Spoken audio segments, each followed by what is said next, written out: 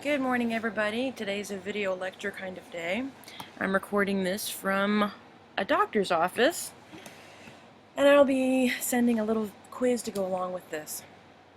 Last class period we ended with archaic literature. So the heroic era brought us heroic poems like the Iliad and the Odyssey, and then the age of colonization we saw the Greeks traveling outside the Mediterranean basin.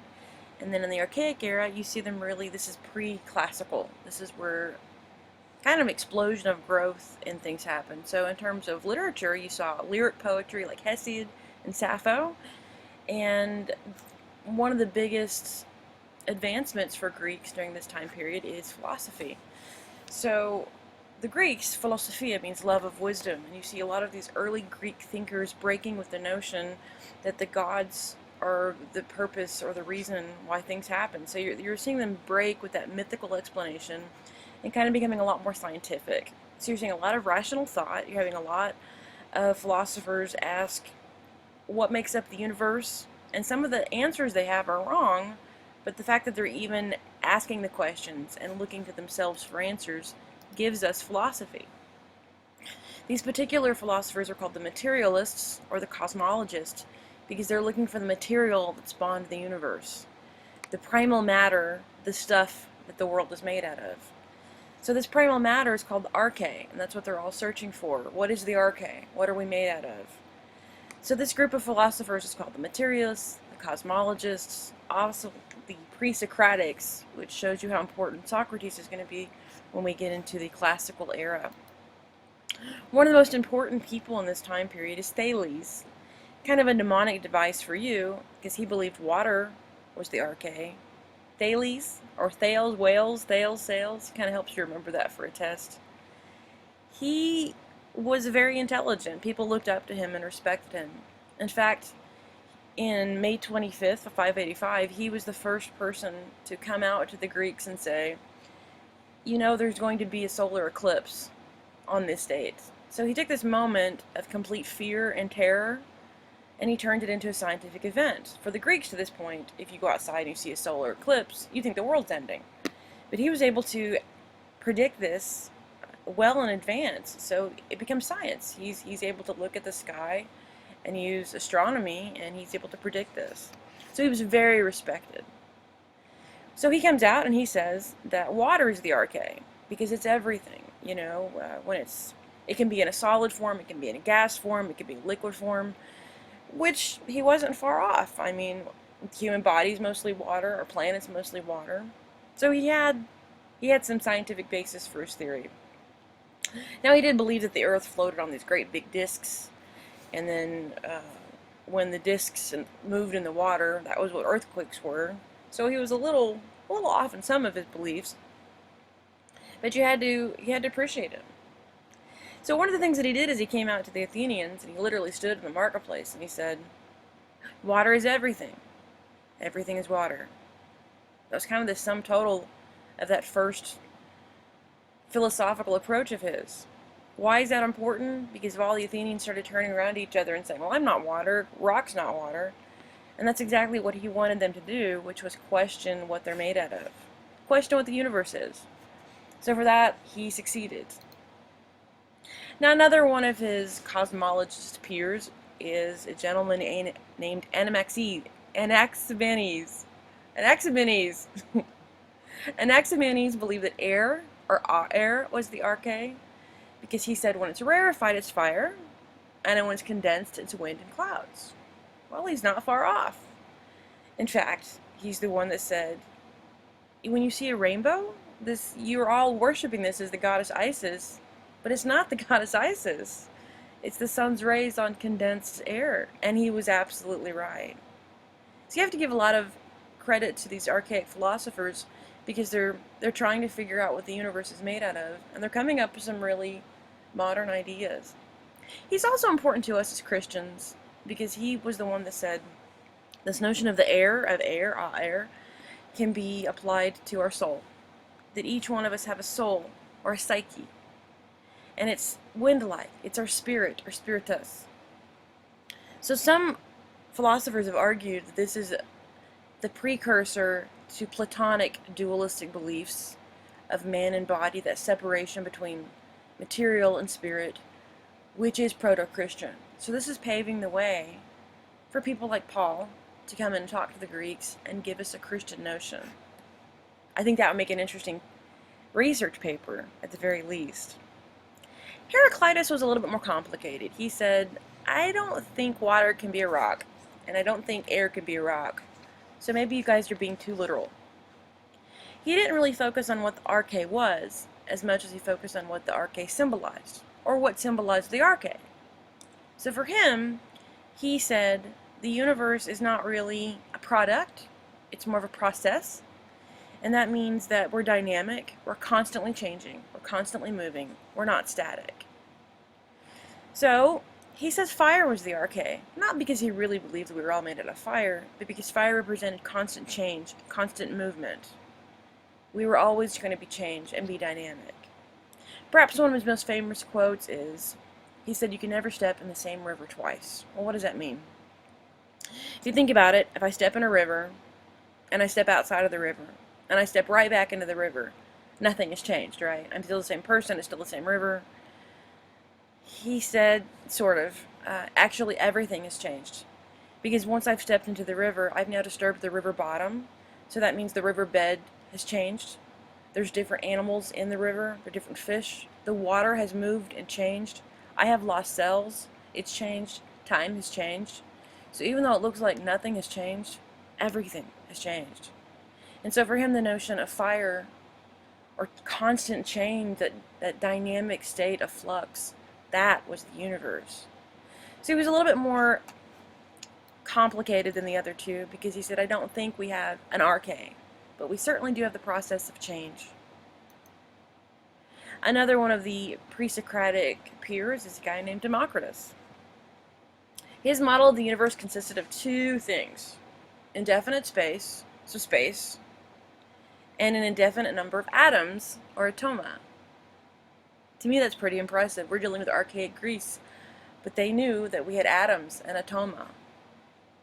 Now, his idea of what the atoms were is a little bit simplistic for our way of looking at it, because he said these atoms had little hooks on them, okay? And so when the hooks attached to one another, you would get solid matter, and when they didn't, the air was composed of these unhooked atoms. So he believed it was kind of like little balls of creation with Velcro, basically.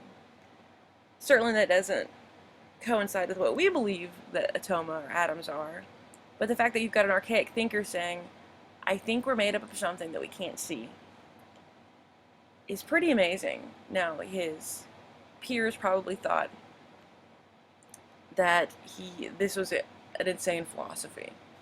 You can't prove it or disprove it until we proved it.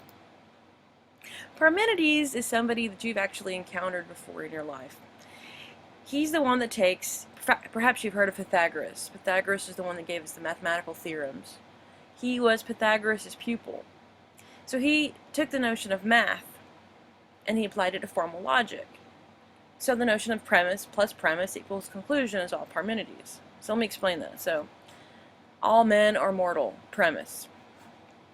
Socrates is a man, premise. What's your conclusion? Well, Socrates must be mortal, right? Premise, premise, conclusion. This is actually what you do in argumentation.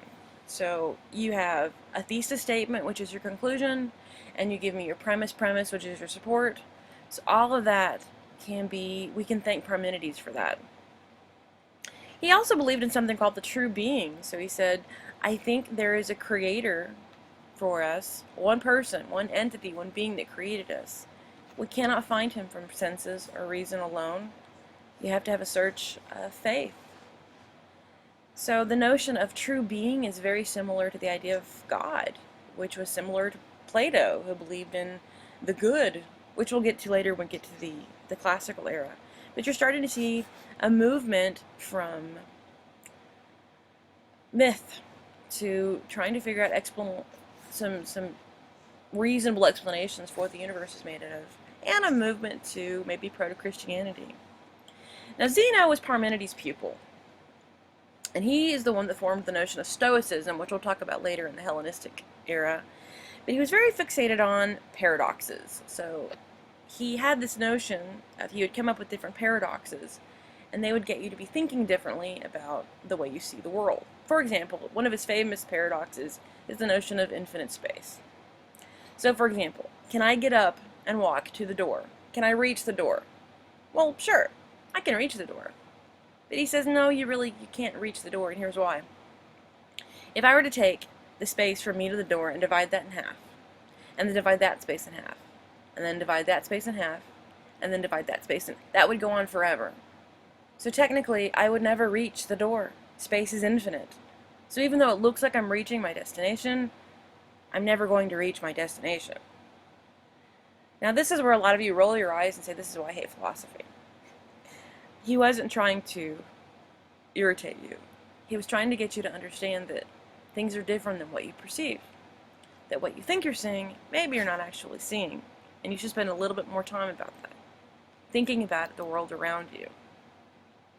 Which gives us a notion of science.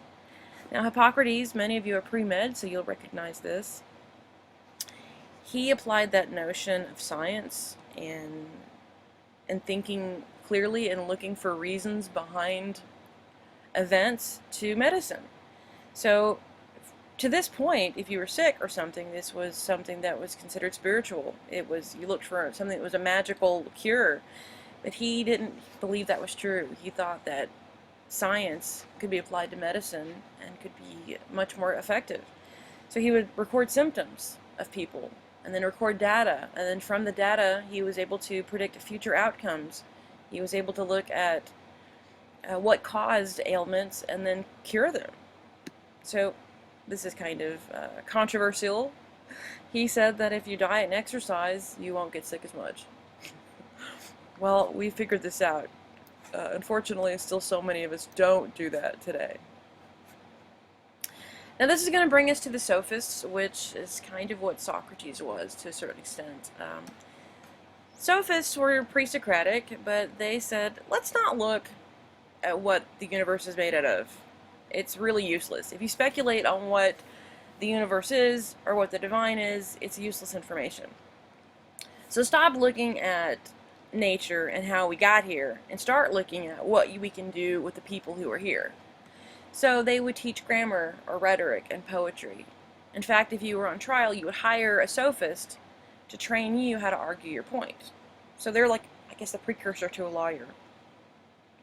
So they said, let's look at politics and how we can be excellent in terms of the community. So stop looking at where we came from, how we came from, and start looking at who we are when we're here. They were very nationalistic about Greece. They believed that Greece was superior to everybody. But they did not believe that truth or laws or relative was universal. Or ethics was universal. They believed all of that was relative to the community. So, is it wrong to kill? That's not a universal answer. It's very relative. It depends on the situation. And, you know, if you think about it, this is what our system is based on right now. We're a relativistic community. Is it wrong to kill? Sure, murder is illegal, but we have so many defenses for it, right? I mean, there's temporary insanity, there's self-defense, there's so many relativistic defenses to that act. So in many ways, we mirror our society on the Greeks. Now this takes us to, so I know I did this very quickly, and I appreciate your patience in that, to the Persian War, which is where we're going to pick up Wednesday. It's a really exciting story about how Greece became confident and the country that they are, that we study. So I will see you all on Wednesday, and thank you again for your patience. Have a great week.